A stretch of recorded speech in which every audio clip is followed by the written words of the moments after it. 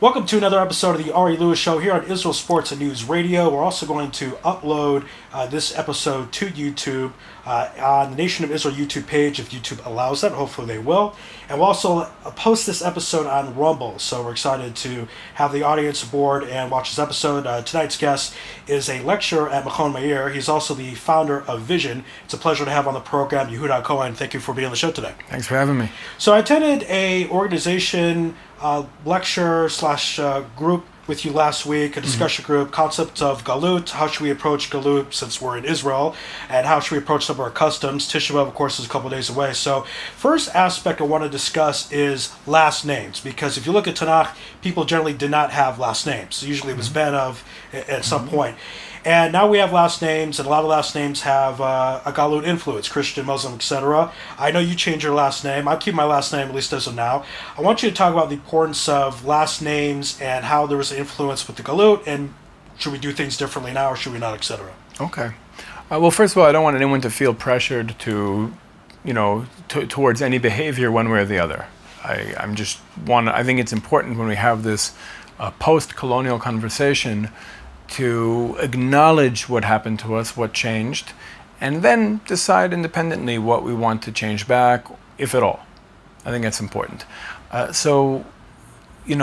Historically, we were known, we had names, like sometimes 2 or 3 names, but we had names. And then we were identified as either son of our father or from a place that we came from. Now, usually if we were no longer in that place, like for example,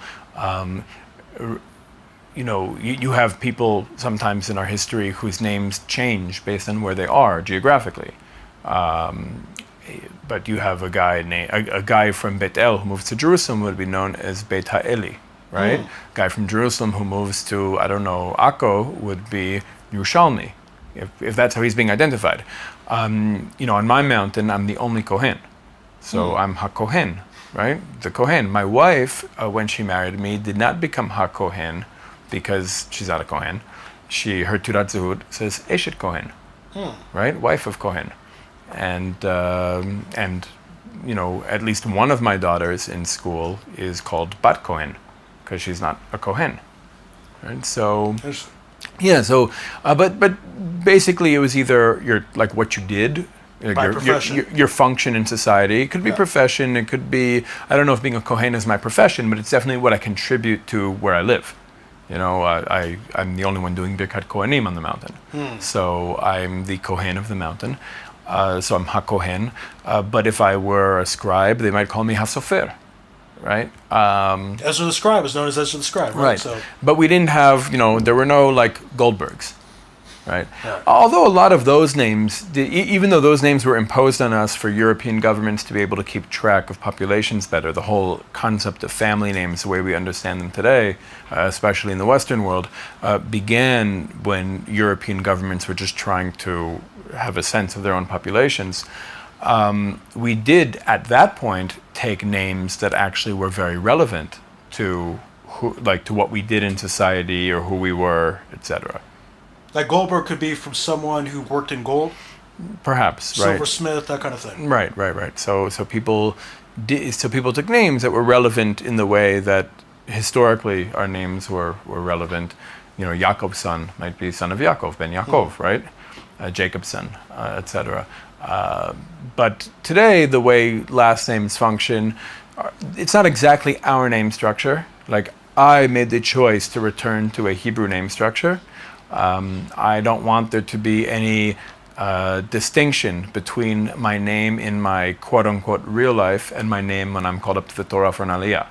Like, I want the same name, in both ways.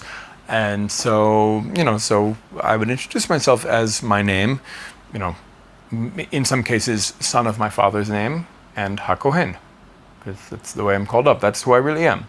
And I think that's a way to it's a way to live holistically, holistic Jewish lives. It's also interesting when you look at names as far as literature, even secular literature, that Shakespeare wrote a book called Othello. There's a character named Michael Cassio. I remember thinking, that's interesting, he has a last name, because the other characters didn't, and we were taught in school, well, he was upper class, and that's why I got a last name. Was that part of European society that people had these last names to show that they were more distinguished, and then the Jews were influenced perhaps in that respect to seem more distinguished to have a last name? Maybe, I don't know. I never read Othello, and I had never heard that before. I didn't know that it started with the upper classes of society. That was a theory. It's interesting, like, for example, the name Jessica, which was apparently invented by Shakespeare, but he eventually apparently got it from Tanakh. Iska. Right. Sorry, Menu. Right. Right. So it's interesting, a lot of these names, if you look throughout literature, Shakespeare, all these brilliant books, well, maybe a little anti-Semitic, but they usually have some type of Jewish origin, if you check it out. Okay, so basically part of the idea is the Hebraized concept. A lot of the prime ministers did that. Golda Meir was Meyerson, and then David Ben-Gurion was David Green. Well, sort of. Okay. Meaning what they did was they Hebraized their name, but maintained a Western name structure. Okay. What I did, I'm not arguing for it, you don't have to do it. What I did was I decided to Hebraize not just my name, but my name structure. Okay. As an act of decolonization. Okay. Now, that works for me, I like it, but if somebody else doesn't want to do it, that's okay. Okay, so it's important to make that distinction, because Shimon Peres, Persky, that's Hebraized as far as taking a Western name, make it sound more Hebrew. Right. Okay. And what you're talking about, what you did is more of a concept. Change the actual structure of it. Okay. And I think that's a good way to look at the state of Israel. Okay. Because it's not just, we don't just want to have like a Western nation state, but in Hebrew. We want the structure. We don't want the skin of the state of Israel to be Jewish. We want the skeleton and the organs to be Jewish. We want to actually change the structure of the state in such a way that it expresses our people's values and identity and its policies and institutions. And I'm of the belief that if we're able to do that, then we won't have these kind of what I would consider shallow fights over the skin. And I think there'd be actually, if we can make the structures of the state more expressive of our identity, I think there'd be a lot more room for even people who are not us, because I think then we can think about minority rights, not in the Western sense, but actually formulate what minority rights might look like from a Jewish perspective, and then have a model that, in my opinion, would probably be superior and more acceptable to non-Jews in our society than the Western concept of minority rights. Okay, so that's part of the interesting distinction when people get that, figure that out, concept of taking a Western name, make it sound Jewish or Israeli or Hebrew, etc. But that's not the same as what he did. Another thing we talked about last week, found an interesting concept where you mentioned this analogy of, let's say, some people broke into a family's house, God forbid, and they kept him captive for, let's say, 5 years. And let's say there was a child from 12 to 17, and they made her listen to music, certain type of music, eat certain type of food. Now, when that's done... And rearrange the furniture. Right? So that really struck a chord with me, not that I was held captive in that sense, but a lot of the music I like as a kid, nostalgia-wise, when I actually listen to it, I'm like, I don't like these lyrics and what they mean. This is disgusting. But it reminds me of a time of innocence. Sure. So that's something that is, I don't know if people are aware of that or not. I want to know if you could expand more on that concept of what can we do with that? Like, if I like a certain song and it makes me happy, do I have to get rid of it? Or should I, Right. So I maybe I'll just repeat the analogy for your viewers. Yes. Because I was just trying to explain how, very simply, how the post-colonial conversation should look. Okay. And I gave the example, as you were listening very well, of people invade not your house, somebody's house when they're 12 years old, and they rearrange the furniture and they force a certain kind of cuisine, let's just say vegan cuisine for argument's sake, and they force the family to listen to certain kind of music, and after 5 years the family decides to revolt, and now this 12-year-old is 17, and after they revolt and they win against these invaders who had been occupying their home for 5 years, it's not enough to free their home from the invaders, which is basically what Israel did in 1948, meaning we forced the British to leave. And the British, I would look at the British as an extension of the Roman Empire that had destroyed our civilization 2,000 years earlier. But so once the British are gone and we have political independence once again, it's not enough to just take down their flag and put our flag on their system, which is essentially what David Ben-Gurion did. What we need to do is actually have a conversation. So if we're going back to the analogy of this family, they have to ask, well, one part of the conversation is, where did the furniture used to be? That's one part of the conversation. And the second part is, do we want to put it back? Or maybe partially, meaning it's possible that you could say, well, even though they were the oppressor and even though we didn't want them here, they really understood interior decorating better than we did. And the same thing with the music. Like the music, as you said, the music might have been imposed on us by an oppressor, but at the same time, a 12-year-old going from 12 to 17 is having certain coming-of-age experiences that he or she might have nostalgia for, and that music would trigger that nostalgia, and therefore there's like a guilty pleasure of, I want to hear these songs even though it's the music of the oppressor, and that creates, of course, an inner conflict for a lot of people. But I think it needs to be part of the conversation. Same thing with cuisine. Like a vegan cuisine might be really healthy, and a person's body would adapt in 5 years to the vegan cuisine. But then once the occupier who's forcing that diet on us is gone, we might say, hey, wait a minute, we want to go back to eating the junk we were eating before. So these are all... It's important to understand that when we're having this conversation over,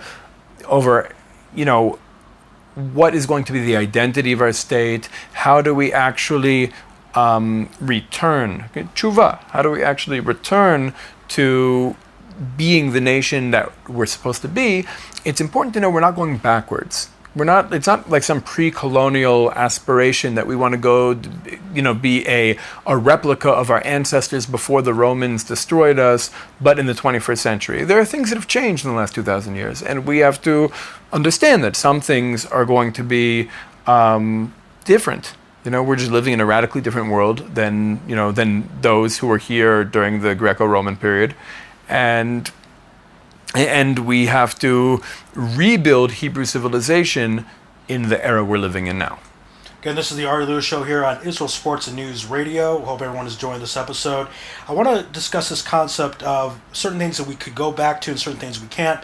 So this was a few years ago. I work in archaeology a number of years, and when I first started, there's a course of Pasuk when Avraham Avinu is buying a cave for Sarah Imenu to bury her in Hebron, and the Torah talks about shekel, 4 shekel. At the time, for some reason, I was thinking the way it was now, like 4 coins. And then the archaeologist said, no, they didn't have coins with faces on them. That was part of the oppression, to put faces on the coins, or, dictators and other people, etc.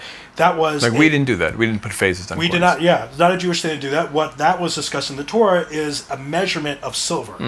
And then when you go a little further, that it was a basic barter system. Sheep made clothing, and donkeys were like the cars of the time, and they had other things to make their homes out of. So is that possible to go back to a barter system, or is that, no, it's too late, it's over? No, I don't think we're going to go back to a barter system. I do, like right now, the economy, the global economy is structured a certain way that I think is flawed, maybe better than a lot of what's come before it. But I do believe that part of Israel's rebirth, part of the Jewish people coming back to life after 2,000 years, is ultimately going to lead humanity into what I would call a post-capitalist world. Okay. Meaning that we can, even if we're going to make the argument that capitalism as a mode of production and exchange is better than anything that came before it, better than feudalism, better than slavery, still, I think humanity can do better, and we can create some kind of economic model. I mean, that's one of the things I think we have to work on here, creating a uniquely Hebrew economy. Certainly not one in which billionaires and corporations are able to buy politicians and control policies. You think that happens? Maybe. Hopefully people appreciate that we're trying to express the truth and kind of get away from that a bit. But the idea of going through a barter system would be, that's part of the reason that Abraham had the such brachot, because he was able to function in an independent way. He was relying on Hashem. He was able to do business with people. It said that all his business partners, I think Midrash, that they all succeeded except for Aphrodite sold him the cave because he tried to cheat him, etc. So was the Torah trying to hit there's a purity in a barter system? I mean, is that one idea? It could be. I don't know. I mean, that's a good idea. Okay. All right. I've never really thought about that, and I'm not sure a barter system can work today, but I'm open to new ideas. In regards to, let's say, things that we could try to go back to before we were kicked out, what would be some examples that we could change? Well, I think what we should be doing really is looking not at necessarily the exact structures or policies, although some of them might still be relevant, but the values they expressed. Okay. Meaning, for example, and this is a discussion, I don't claim to have the answer, we're coming up on a Shemitah year. Right. Right. So generally the way Shemitah works today in the state of Israel is everybody becomes, or not everybody, but let's probably us, a lot of people become very serious about what vegetables, what produce they do or don't buy, where it comes from. Is it heter mechira? Is it otzer bedin? Right? Like what vegetables am I going to buy during the Shemitah year? But Shemitah is a lot bigger than that. Shemitah is also about... What it represents too. Well, first of all, what about wiping out people's debts? Shouldn't there be a law in this country that anybody who's in minus gets their minus wiped out in the Shemitah year? I mean, that's a conversation we should be having. I think by the way, if we were having these conversations, I remember a couple years ago on Yom Yerushalayim, member of Knesset Bezalel Smotrich got up at Merkaz Harav and started talking about a halachic state. Right? And people got very scared. People get very scared when you have that conversation. But one of the reasons people get very scared when you have that conversation is because what they're imagining is either a Jewish Iran or a giant Haredi community. And I think that if we want to change that perception, we need to focus on the aspects of what the Torah has to say about creating a society that actually meet people's needs. So speaking about how Shemitah can potentially impact us on a socioeconomic level might get people a little curious about what a halachic state could look like, or that banks shouldn't charge interest. That might get people a little bit interested. Wait a minute, there might be something here. And then you start to have conversations about, well, wait, maybe we're afraid of this halachic state idea because the banks and, other, powerful forces in this country don't want us to think in that direction. Like, for example, Shabbat is very much a class issue. We have these public debates over whether or not we should have public transportation or shopping centers open on Shabbat. But this whole conversation is coming from the perspective of those privileged enough to just get on a bus and go shopping. And nobody's talking about the person who's forced to drive the bus or work retail on the one day a week his children are home. So I think we need to really have these, and I think, by the way, a lot of the tech companies, the global tech companies that essentially use the state of Israel as a sweatshop for R&D, are very threatened by the idea of a society that kind of shuts down one day a week, that doesn't tweet, that doesn't do any Google searches. I mean, we're not thinking about how much money Google makes on every search. Like a society that just doesn't do that one day a week, I think that's very threatening. And there have been people, I don't know if this is true, there have been people who've suggested that it could be some of these tech companies are actually funding a lot of the political agitation for opening up Shabbat. You always said pollution instead of politician. I think it's a Freudian slip. I said the political agitation, right? Towards actually opening up Shabbat and making it like a regular day. I think that there are people who have, I haven't seen evidence for it, but there are people who have made the claim that some of the money for that advocacy is coming from tech companies who just don't like the idea of a country shutting down. So I think one of the questions we'd have to ask, and I don't know the answer, but it's definitely been suggested at our, on our magazine. We have a magazine, visionmag.org, if anybody's interested. Vision magazine, visionmag.org. It's in English. One of the writers there, Michael Shepsis, has written a couple articles about what Shemitah could potentially mean, or what a Hebrew economy could potentially look like in the modern age. And one of the questions he asks, and it's a good question, is, does all production shut down? Meaning, in ancient times, when we first came into this land, our economy was very agriculturally based. And stopping all agricultural work was basically shutting down our economy for a year, right? There was very little going on if we stopped all agricultural work. So does that mean, and here's the question, if we're going to implement Shemitah really in the modern age, would that mean shutting down all non-essential production for a year? It's a question. Even it's not farm related. Right, meaning high tech. Meaning we would just take a year off. Kind of like the COVID year, sort of. Ish. Ish. Yeah. Meaning, so we had a COVID year, which might have been like a sabbatical for a lot of people, but these are real questions. And so again, I don't claim to have the answers to all this, but I'm interested in us having a collective conversation over what a Hebrew civilization looks like in the 21st century. Because I do believe that we came back to life after 2,000 years in order to build that, and I do believe that what we ultimately build when we get it right is going to be something that inspires humanity and actually changes the world. So you think part of the reason that people might be scared to have that conversation is because they picture people being thrown off rooftops and that kind of thing, like death penalty being imposed, let's say people breaking Shabbat, and then people just, I don't want to talk about that, that's too scary, and forget it? I think that's like the media depiction, the media depiction of it. But again, I don't know if the conversation starts with halachic state, but we definitely, put it this way, halachic state might have a lot of baggage, that concept might have a lot of baggage. I'm interested in a state that expresses our people's identity and values in its policies and in its institutions. So, Shabbat as a class issue is a good example. Shemitah as having socioeconomic ramifications, banks not charging interest. I also think our, defense industry should not be selling weapons to human rights violators abroad. Like these are all, these are all questions about our identity. And so I think that our identity and our values should be expressed. And the way I, envision the Jewish character of our state when we finally get it right is a Jewish character that's a lot softer yet deeper than the Jewish character of our state right now. Like I'd say right now, Israel is like a European-style nation state with Jewish decorations. And those Jewish decorations are way too Jewish for the non-Jews in our country, and they're not Jewish enough for the Haredim. Right? So, I think instead of a shallow, hard Jewish character, I think our country can have a soft and deep Jewish character that every Haredi child would recognize as Jewish, like he would see the Jewishness in every policy and institution, and non-Jews would barely notice it's Jewish because they just, see a well-run country where they're given inclusion and equality.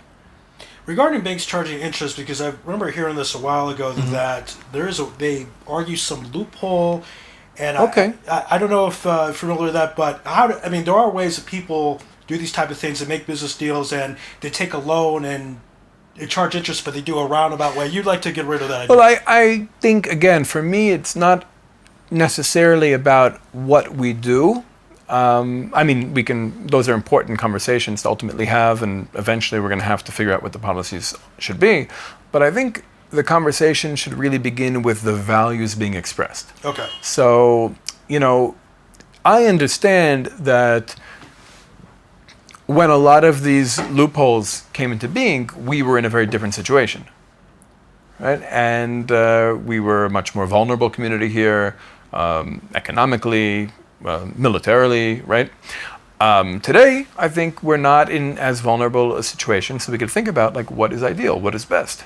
And that's where I'd like to focus. What do we actually want if we're not concerned about, about this project failing? Then what is the ideal? What should really be expressed through the policies and institutions of the state? So a loophole might have been necessary at one point, but ultimately what the loophole does, it allows the banks or the lenders or whatever to function in a way that were meant not to function because of the human cost, because of what it does to people. And I think that eventually the ideal is to get to a point where we're not interested in the loopholes. We're interested, for me also, this might just be the way I relate to mitzvot in general.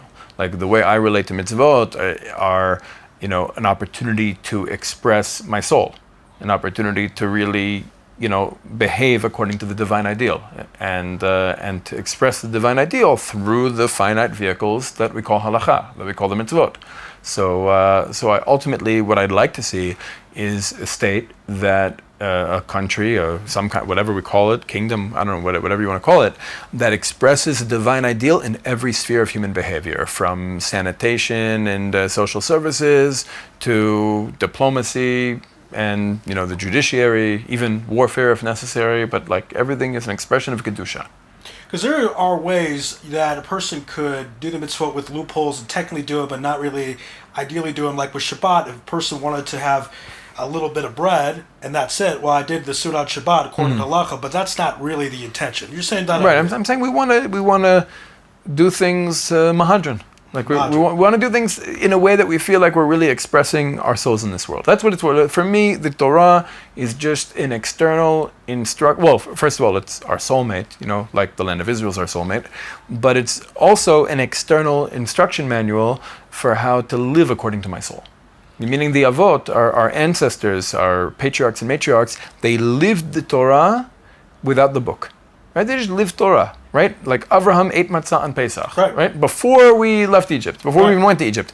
So they didn't need the book. They were just healthy enough to live their internal natures. I want to live my internal nature, and the best means I have for doing that is the Torah. Okay, this is the Ari Lewis Show here on Israel Sports News Radio. It's also, of course, on YouTube as well, hopefully, the Nation of Israel YouTube page. I want to talk about a concept of translation because, again, depending on a person's approach to the Galut, you could look at translation as a bad thing or good thing. Of course, initially, the 8th of Tevet was a fast day because the Torah is translated in Greek. But as you see, we're speaking English right now. It's still the world's language. It's part of the reason we're speaking English so people worldwide can learn these values we're talking about and get some more knowledge about Israel. What is your particular view about translation? Is it a point where, since it's out there, we should just kind of roll with it, or should we try to move away with it? That would be more an insular idea, but I want to get your thoughts on it. I think it depends on which. I think there are some that are actually conceptually problematic. Okay. A big one is God, right? When we think of God, it's a German word, right? Right, and it's a very Christian concept. Right. What we have a relationship with a creator that we call, I don't want to spell his name, but Yud and then Hey and then Vav and then Hey, which is a combination of 3 words, was, is, and will be. Right. So we basically have this ultimate timeless reality without end that creates all and is the author of history and has a unique relationship with us and and gives us a Torah.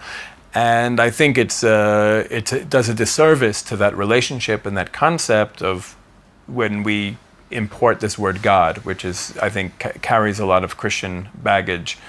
People get this image of a invisible, all-powerful giant, sometimes with a beard. Long white beard. Right? And that's not, and that's not healthy. I think we need to understand that we're really talking about the source of all, the soul of all souls, the infinite whole that we're all a part of.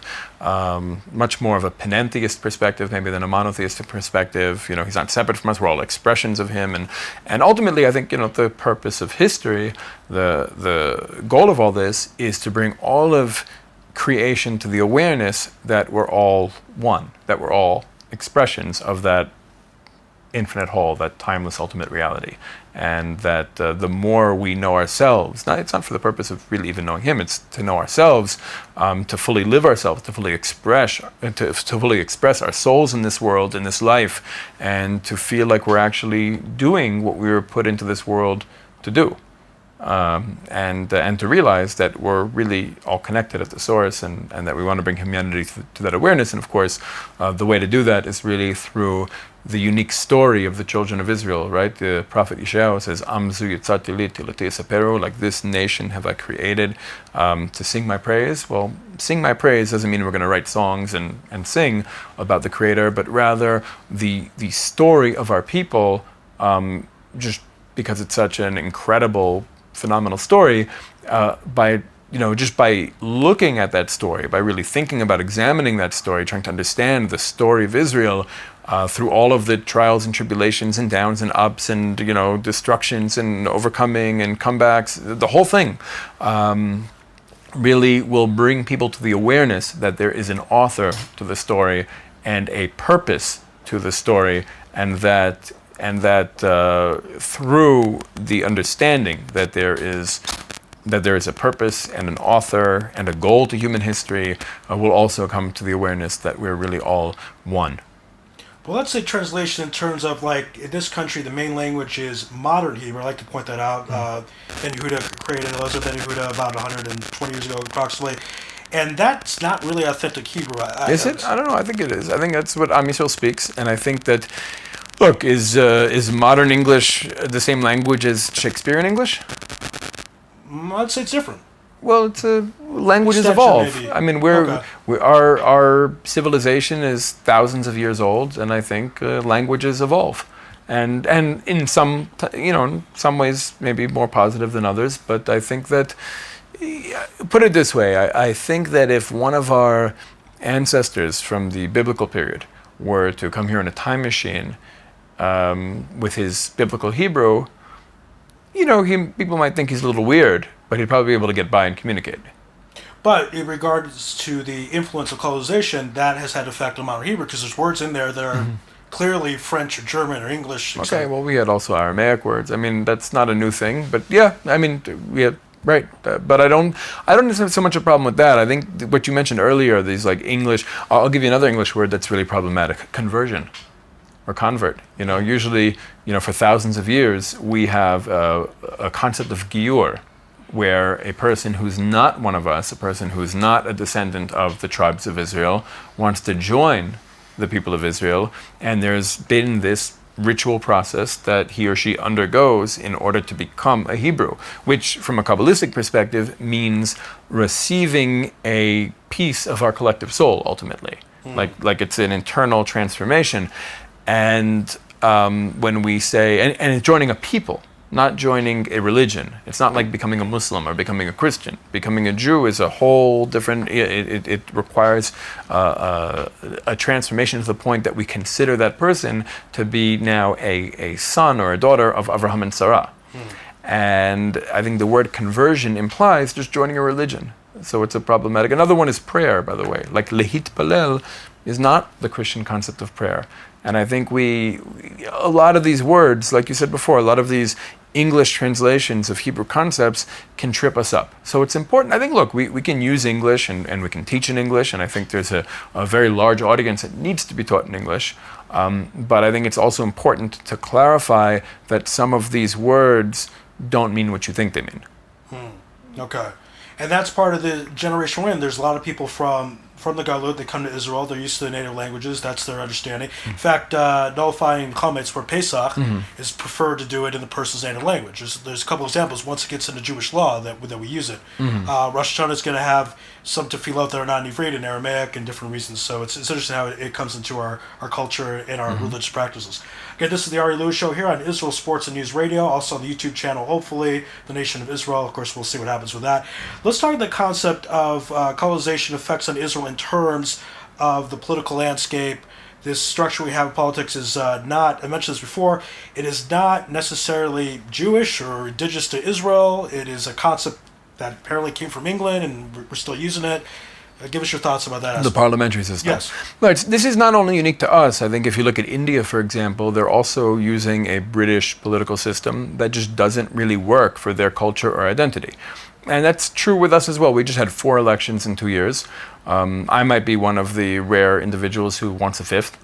But part of it is because we don't have a political system that really fits our identity properly.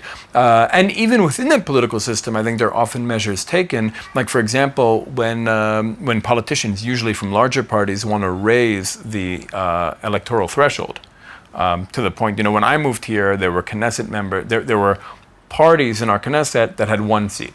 Right. When I moved here. Yeah. Now, to get into Knesset, you need 4 seats. You need enough votes for 4 seats worth of votes in order to get into Knesset.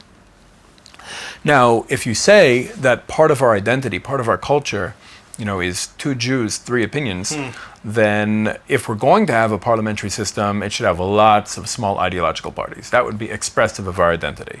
Right? We need a system that's expressive of our identity for it to work. And this kind of attempt, especially by the larger parties, to kind of inch closer and closer to kind of these like big tent, like almost like an American-style 2-party system, I think is really problematic and dangerous and undemocratic.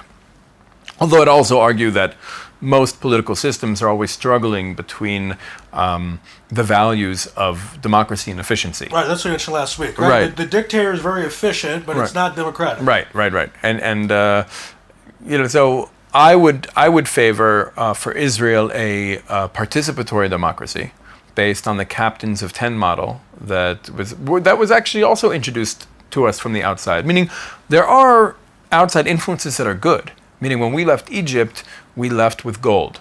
Now, usually in the Torah, gold, as opposed to silver, silver usually means wealth, like material wealth. But gold often, when the Torah speaks of gold, it usually refers to like cultural values and ideas and ideals. And when we left Egypt, we left with gold. Some of that gold went to contribute to the Mishkan, and some of that gold went to contribute to the golden calf. Now, the way I understand that, and even Rashi, when he talks about this concept of amskula, he refers to Israel as like this treasure trove that goes around the world collecting treasures, ideas, wisdoms from different nations, like in exile, and eventually will come back. So there's a value to some of the foreign ideas we pick up, but we have to sift. And the sifting mechanism has to be our identity. So as long as we're strong in our identity, if we understand our own story deeply, then I think we'll have the filtration mechanism to know what foreign influences are the Mishkan and what foreign influences are the golden calf. But they're not all bad or all good. Some are conducive to us being able to fulfill our role in history, and some are not. And some get in the way. So we have to be able to know. But Yitro, who is from Midian, introduces this political structure to us of captains of 10, hundreds, thousands, etc., that we seem to use from then on. And I think we can create here a participatory democracy along the lines of that model. Meaning that, let's say on my mountain, 10 guys get together every Sunday night and meet about everything from road safety, schools, education, transportation, defense, diplomacy, and choose one guy, let's say in this case it's me, and I'm a captain of 10. That means I go to a second meeting Monday night with 9 other captains of 10s from 9 other neighborhoods or in the area or mountaintops or whatever. And let's say we have the same conversations and everybody's representing their 9 guys from their neighborhood. And then you have a captain of hundreds. Then he goes to a meeting Tuesday night with 9 other captains of hundreds, right? And then somebody becomes captain of thousands, and then somebody goes into Knesset. And every week you can recall your captain. He can stay a member of your group, but he's no longer your representative if he doesn't do what you sent him to Parliament to do. That would be a participatory democracy which involves everybody, meaning for me, democracy means empowering people to be able to influence the structures they live under. That's what's important to me. I don't care about votes. I don't care about election days. In many cases, voting becomes an illusion of democracy in systems that aren't really democratic at all. Because if you're voting for one of 2 people who are essentially the same person with the same background, same education, okay, maybe they have differences of opinions on distraction issues, but for the most part, they're coming from the same backgrounds, they're getting their campaign funding from the same corporations and lobbyists, and no matter who wins, he's going to be much more beholden to the corporations that funded his campaign than he will be to the people who voted for him. And everybody else has to shut their mouths for 4 years until it's time to vote again, and by then you have the corporations and lobbyists writing checks to everybody to get their face on billboards and their name on the radio, etc. So I would rather have a system where anybody who's a decision maker has to be involved on a weekly basis. You don't have to be involved. You could stay home, you can watch TV, you could smoke a joint, you can hang out with your kid, whatever you want to do. But if you're going to be part of the system, you're showing up and you're discussing everything. So you eliminate what we call the soft voter. You eliminate the uneducated voter who's just told he has a civic duty to vote for the guy with the best hair. And you end up with a lot of really educated people who are discussing the most pressing issues of our society on a weekly basis and coming to informed decisions and sending representatives to Parliament, and the next week having the ability to recall those representatives if they didn't do what they're sent to do, and replacing them with somebody else around the table. I think that would be a much more democratic system, and I think a country as small as Israel could actually be a good place to really experiment with that model. It's interesting you bring up the concept of the 2 political system, party system in America, and it's basically the same thing, because I was covering a protest in 2003, anti-war protest, Gulf War, etc. And, I said, it was kind of a hippie gentleman type of guy, I said, look, this is your fault. He's like, what do you mean? You voted for Ralph Nader, and if you didn't vote for Ralph Nader, Gore would have won, and then there wouldn't be a war. And he said, that's not true. there still would have been a war. He might be right. Yeah, and it's interesting because I tend to think things do go in patterns, especially with leadership. There's a concept that the leader has less of a free will concept, we say, Right. but I think that might be a concept that there's things in patterns. So is that kind of bit what you're talking about, where people say, oh, if we would have voted him, we wouldn't have the war? Maybe we would have anyway. Right, I agree. And we also, regards the captains of tens, was that, in your opinion, what the House of Representatives was trying to do? I don't know. Okay. What they were trying to do is a good question for them. I'm concerned about here. And even, by the way, even if we find that a lot of the political structures or ideas of Western civilization are at some point influenced by the ancient Hebrews, which you have. Yeah, sure. You have certainly many examples of this. Still, I don't think we're looking to copy of our own thing. Right, okay. I think ultimately we want to really think about what our authentic thing is, that we might need to update it to the 21st century, but I don't think we should just be copying a copy of our thing. Right, there's a movie called Multiplicity where they have a character that copies himself 4 times, and by the time they get the 4th, it's just not so good. It's like a game of telephone. Yeah, Right. it ends up being less authentic, less pure, right? Right. Again, this is the Ari Lewis Show here on Israel Sports and News Radio, also on the Nation of Israel YouTube channel as well, and Rumble as well. Hope we're joining the program this evening. So let's talk about Tisha B'Av. Of course, I mentioned a couple of days away. What would be your approach at this point, in the sense that the Beit HaMikdash is not up, but good portion of world Jewry in Israel? Approximately, I think it's over 40%.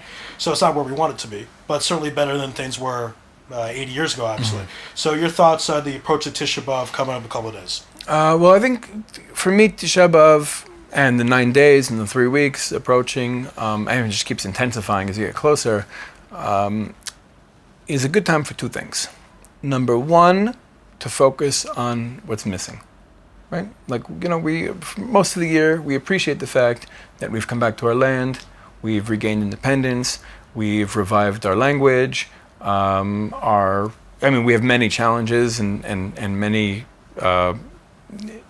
things to overcome, but at the same time, compared to much of our history, we're doing pretty good. Better than we have been doing in a long time. Yeah. So I think we can appreciate that, and the trajectory seems to be good. But at the same time, there are still things missing. And I think this is a good time of year to focus on what's missing, what's incomplete, what's flawed, what we want to change in our society. That's number 1. Number 2, I think it's a good time to learn the story of our fight for freedom against the Roman Empire. And this is an important story because for much of our history, the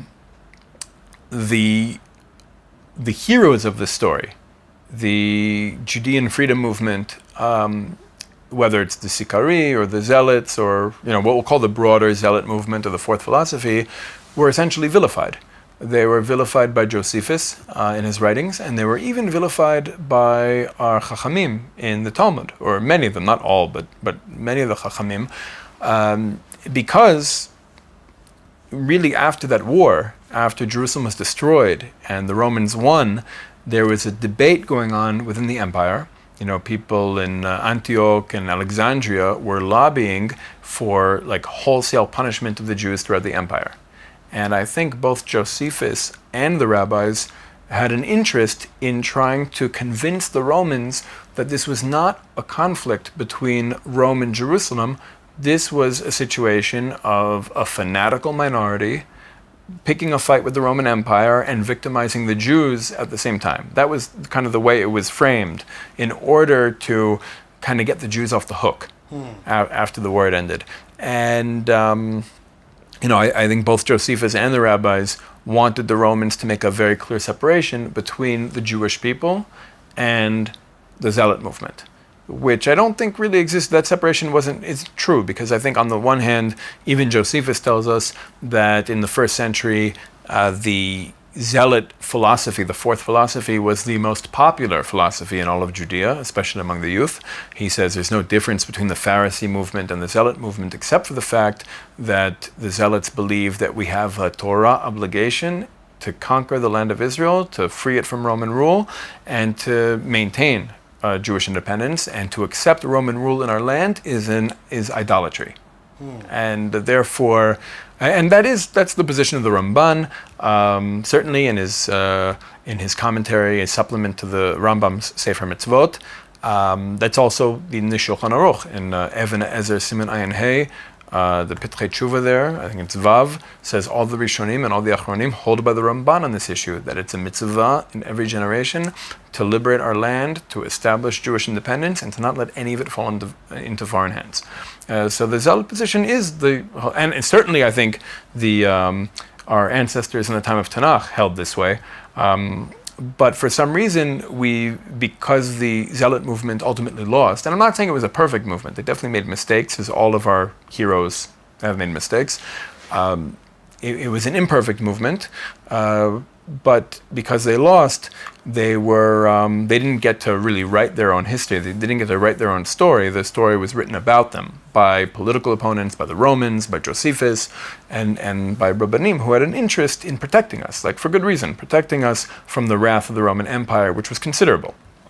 But now that we're back and now that we're free, I think we have an obligation to really learn that story more deeply and to understand what they were fighting for, what they were fighting against. It wasn't only an anti-colonial struggle or anti-imperial struggle, it was also a class struggle, meaning, Shimon Bar Giora, who the Romans recognized ultimately as the leader of the Judean revolt, he freed the slaves and wiped out debts, and even the Zealot movement in Jerusalem, which is mostly like the lower class Kohanim, burned down the Hall of Debts, like to alleviate everybody's debt. I would think we need to look at the Zealot movement as a very important link in a chain of many Jewish liberation movements that ultimately culminated with the fighters for the freedom of Israel who forced the British to leave our land. And now we have to ask ourselves, what are the goals of Jewish history moving forward? Meaning, we've come back to a situation of power, which we haven't had in thousands of years. We have to figure out what that looks like, how to use power, how to be comfortable with power, not to abuse it, and at the same time, not to be afraid of using it. And I think that a lot of the political friction in Israeli society comes down to those who want to quote-unquote abuse it versus those who are afraid to touch it at all. I think we have to be comfortable with power, and we have to ask ourselves, what are the goals of Jewish history? What's already been achieved? What's left to accomplish? What's standing in the way? And what can we do to be characters in the story of smashing those obstacles and actually advancing Jewish history forward? So throughout our history, it's almost always a radical minority of Jews who advance our people's story forward. The Zealots are a good example. The Maccabim were a good example. The Lehi was a good example. But I would say Bar Kokhba and Rabbi Akiva certainly attempted. But I would argue that a lot of us don't learn that between Bar Kokhba and Herzl, there were many Jewish liberation movements that attempted to advance our people's story forward that failed. They were links in the chain, but they failed to taste victory themselves. But the more we learn about these movements and the more we identify with these movements, I think the more we'll be able to live those kinds of lives and actually be the type of Jews who get to advance our people's story forward. But how do we balance the concept of avoiding foreign influence, and then, as you said earlier, the concept of we take gold from the Egyptians that we could get good things out of it? How do we do that balance? Well, the balance is through knowing our identity. Okay. Our identity is the filtration mechanism. Or I would say it this way, learning emunah. We're sitting here in Machon Meir, which is a yeshiva in the path of Rav Kook. And one of the most important innovations of Rav Kook in the Beit Midrash was learning emunah be'iyun. Like learning emunah, not just like having emunah as some like fluffy thing, but actually learning emunah, developing emunah, learning how to see the world a certain way, learning how to understand the events around us a certain way, learning how to understand Torah a certain way. And I think the more we learn our identity, understand our identity, and the more we learn emunah, that will be the filtration mechanism that will allow us to sift between the positive gold and the negative gold, the foreign influences that can be conducive to us fulfilling our mission, and the foreign influences that could be an obstacle to fulfilling our mission. So there is a way to use foreign influence properly. So. Yeah, Okay. And it's actually interesting because, as I mentioned, there was a fast day set up when the Torah was translated to Greek, but if you apparently look at the 8th page of Megillah, the Torah today can be read in Greek, which is a pretty interesting message that there's a way to use these things properly. Again, this is the Ari Lewis Show here at Israel Sports News Radio, also uploaded to YouTube, hopefully, the Nation of Israel YouTube page. Let's talk about the concept more of foreign influence in terms of goods and services. It's I know you're from the United States, and me as well, and at least in this lifetime, and there was always a taboo for a Jewish person to ride in a German car. There were a lot of Jews like, I'm not riding a German car. Even if they ate bacon, they just did something they wouldn't do.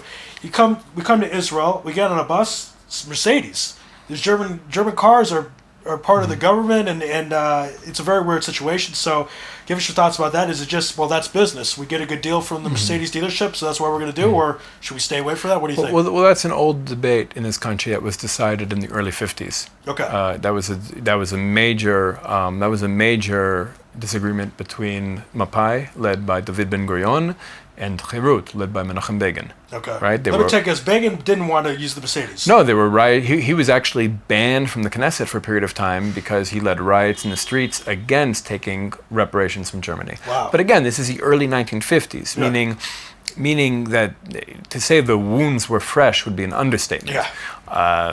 Now, for you and I imagine, I'm 41 years old, I imagine you're somewhere in that neighborhood.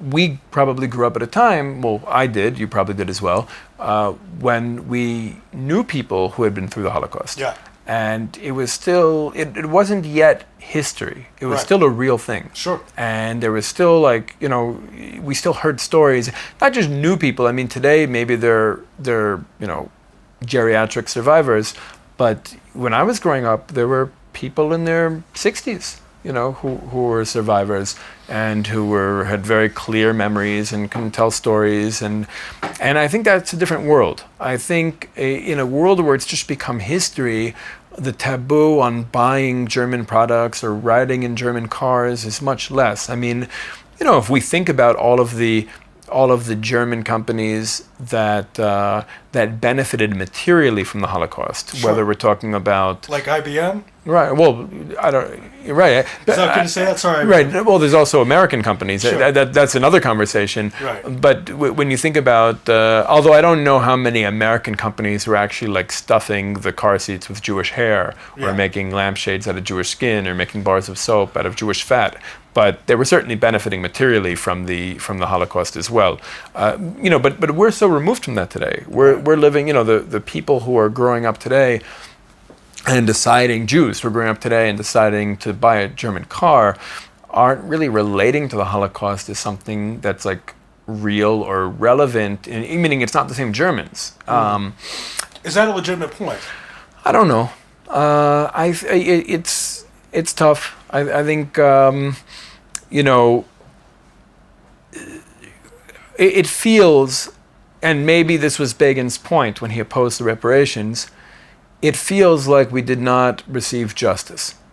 Something happened to us. Another nation, or maybe collection of nations, perpetrated a horrendous, not just crime, atrocities on us. And we like to think we moved on. I mean, certainly we're in a better position today than we were then, radically. But I don't know if we can, like for example, the Eichmann trial, when Adolf Eichmann was kidnapped by the Mossad and brought to stand trial in Jerusalem, that was a very symbolic moment for our people. Sure. But it wasn't justice. How could it be? He's responsible for 6 million Jews dying. You can't execute them 6 million times in this world. So right. So I think that, and again, it's not for me. This conversation isn't about taking revenge, although there were attempts right after the war to poison the German water supply and things like that. This, for me, is not a conversation about taking revenge. This is a conversation, for me, about being able to overcome our own trauma in order to move on. I think that's important for us. And the Holocaust might have been the culmination of a series of traumatic events that we went through. But ultimately, now that we're back here, again, this is part of this post-colonial conversation I think we really need to have. We need to unpack our trauma, especially Ashkenazim. We really need to acknowledge what happened to us, how it affected us. in some cases, we're just going to move on with it. In some cases, we're going to try to change what was done to us or put back what was before. These are all fluid conversations that we need to have, but we need to have them. We need to unpack our trauma for our sake, for the sake of the other people living in this country with us, for the sake of our neighbors. And for the sake of future generations. Yeah, and for the sake of future generations. We haven't really faced our trauma yet. We haven't really unpacked it. And I think that, the conversation over whether or not to purchase or ride in a German car will be a much easier conversation to have once we've unpacked that trauma. And something I want to make clear, my experience, once I got to Israel, I was in Ulpan, and there were 3 non-Jewish Germans. And I've had a lot of positive experience with Germans in this country and worldwide. So I have very mixed feelings. For example, Henry Ford was known as a huge anti-Semite. Then his son apparently sponsored a yeshiva somewhere in New York. It's called the Henry Ford Yeshiva. Okay. There are things like that happen where the grandchildren will acknowledge bad things. The grandchildren of Nazis will acknowledge that they did wrong and try to do things correctly. So IBM now, I'm sure is a lot different than they were in the 40s. So Disney, there's different situations where people can change. I don't want to sound naive. I don't know if they're changing for sure, if it's fake, it's not. I don't know, but we do believe that people can change. It is a possibility. So Germans, in my experience, seem to be very adamant about the fact that they've changed, and there seems to be a lot of breastfeeding over what took place during the Second World War. But sometimes it feels like even their even that, I don't want to say tshuva, even that penitence carries a little bit of arrogance and is even a little ethnocentric. Sometimes I experience or I pick up on a little bit of German superiority in how they're no longer seeing themselves as a master race. Meaning they've evolved from that. They've evolved from it, but no one else has. Oh, I see. I mean, it's, for example, a couple years ago I was at the hotel, and I go there a lot, obviously, and there were a couple of non-Jewish Germans that were asking questions, very respectful, and they asked me, can I go up and touch it? Very respectful, so... Yeah, no, they're good. Look, first, they're good people everywhere, bad people everywhere, but I think part of our problem, it's not even necessarily their problem, part of our problem is we've never had a real... conversation. We haven't had closure. I don't think we've had any closure. And I think to a certain extent, we've used the Shoah as a tool, both in the United States especially, to keep young Jews in the fold somehow, to keep them committed to Jewish identity, which I think is a very negative tool, a very problematic tool to use.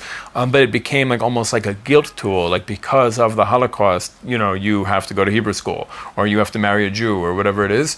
And we've used it as a tool, overused it as a tool to gain sympathy from other nations. And I think other nations are sick of that. There's apparently a drinking game where there was a prime minister giving a speech, and they said, we're going to drink every time he mentions the Shoah. Mm-hmm. There is stuff like that prime ministers will do that to try to get sympathy, as you mentioned, and that's probably not an angle we want to go with. Right. No, not at this point. Right. I think in the 1950s, look, if it's the 1950s or 60s or 70s or maybe even 80s, and a German diplomat is dictating to us what we should do, especially if it's something that we feel is not in our interest, then I think bringing up the Shoah might be appropriate, especially since we're talking about a time where our national leaders were survivors, and the German national leaders were likely there, in some shape or form. Right. Then it becomes, relevant history to bring up. Today, I'm not talking about forgetting. I'm not talking about forgiving. We have to unpack. We need closure, but I don't think it should be used cynically as a political tool, or even as an educational tool. Okay, meaning in the sense that obviously we need to learn about it, but to not say we need to do certain. Not to use it to guilt children into being Jews. I think look, we're living in one of the most exciting chapters of Jewish history. For the first time in thousands of years, we are back in our land, not as a gas, but as a solid. We have political independence. We have a government. We have an army. We have an economy. We have a lot of challenges to overcome. But I think inspiring our youth to be characters in this story and feel empowered to be the thought leaders in overcoming these challenges is a much better way to keep people involved and keep people Jewish than to guilt them about the Holocaust. See, the guilt, it's interesting that you bring that up because there's this analogy, this story where once upon a time this son comes home and he says to his dad, someone tried to missionize me to become a Christian. And the father was a hardcore atheist. And he said, listen to me, son, there's only one God, but we don't believe in him. It's this idea of like, well, we're not really pro-Jewish, we're anti not Jewish, and it gets very confusing as a child. Well, wait, I should just be Jewish because I'm not Christian? That doesn't really work. You can't really just be anti something all the time. Although there's something to that. There's something to just rejecting idolatry, even if we're not going to practice our own thing. Okay, but in general, is that long lasting? Some point we have to. Those people have to take on more mitzvah, right? Ideally, I mean, again, it's for me. Look, again, like I said, the mitzvot for me are a way to really express my soul in this world. Like through the character that I play, Yehuda HaKohen, I'm expressing my inner self. I'm expressing my soul through the mitzvot. I want that for other people as well. I think it's a good feeling, especially when you come with that approach. But at the very least, don't betray your soul. Don't stain your soul. And obviously, embracing Christianity would be a pretty destructive stain on the soul. For a Jewish soul? Yeah, maybe even a non-Jewish soul. All right. Well, he said that on me. We have a lot of Christian fans, but obviously we appreciate your special point of view on it. Well, we can introduce them to the 7 Noach laws. There you go. Yeah. All right. So we can put a link actually in the section to that. Again, this is the Ari Lewis Show here on Israel Sports and News Radio, also on the YouTube channel, hopefully the Nation of Israel YouTube page. So let us discuss, you were mentioning this concept of it being empowered and certain things that we need to do, Jewish values. One of the things I bring up a lot is we're not doing such a good job in using the land that we have. I'm talking about the borders that we have right now, the state of Israel. My guess on the top of my head is maybe we use 20% of the land. I mean, I don't know the exact numbers, but it is just not really such a great situation, and for both Jews and non-Jews. There's plenty of land as now for 9 million people to live very comfortably here. And that's not, Jerusalem's very crowded, Tel Aviv's very crowded, Tel Aviv, they're both very expensive cities. So your thoughts on how we can do more land expansion in a proper way where, we're doing right with things. I'm afraid I don't have any novel opinions on this. Like I haven't really struggled with the issue. Okay. So, I mean, if you want to send me some links, things to read, I'm happy to. I mean, in general, I think that there's a lot of, like you said, a lot of undeveloped land. And one thing I will say is as long as we're functioning within a two-state paradigm, and we think that everything is like a fight over what's going to be ours and what's not going to be ours, we're going to politicize land issues and approach them in ways that might actually not be in our long-term interest. So I think the first thing we need to do is acknowledge that the two-state thing is over. That's not happening. Like we're not going to divide this land. And once we know that this is going to be one land, then we can approach these things in a way that is more conducive with the ideal, with our long-term interests and the kind of society we want to create, and not this kind of narrow-minded game over who's going to have what if the land gets divided. Because in that situation, you're saying that it's kind of like it's hard to make a commitment if you're not sure the land's going to stay. Is it that kind of idea? That and the fact that look, one thing I like about living in the Shtachim in Judea is how underdeveloped it is. You see nature everywhere. Whereas, when you go into the Merkaz, everything seems to be developed, or overdeveloped sometimes. So I think there's something to just like not conquering nature, working with nature. Because like the way Jerusalem is now, basically they're building up. It's I won't say it's Manhattan, but it's closer to Manhattan than it was 10 years ago. And Tel Aviv tries to be a mini Manhattan. Miami, right, that kind of thing, right. The humidity and the beach and that kind of stuff, and then they're not really working nature. We did an interview last night where we were in the Shachim, and it was like, wow, it was nostalgia. Grew up in the suburbs. You hear the crickets at night, you see the stars in the sky. Nice breeze, and not that Jerusalem's not a great breeze as well, but so there's the idea of working with nature, you think would be a lot more helpful. Right, and reconnecting to it. Part of this project is also learning how to reconnect to our identity. We're going to have to wrap up, by the way. Reconnect to our identity, our connection to the land. Doesn't mean everybody has to become a farmer or a shepherd. Right. But we should be able to appreciate and connect to nature. Certainly think about our environment, because the planet is in trouble. And I think there are a lot of measures we can be taking as individuals and certainly as a collective to at least slow down the destruction we're reaping on the planet. And I think Israelis are actually becoming more and more conscious of such issues. So that's good. All right, again, this has been another episode of the Ari Lewis Show here on Israel Sports and News Radio, also on the YouTube page, The Nation of Israel. Our guest this evening has been Yehuda HaKohen, who's a lecturer at Machon Meir and also the founder of Vision. They can find vision.org. There's visionmovement.org and visionmag.org. That's our magazine. The movement's official website is visionmovement.org, and the magazine is visionmag.org. All right. Well, we hope everyone's enjoyed this episode. God bless. Good night. Thank you.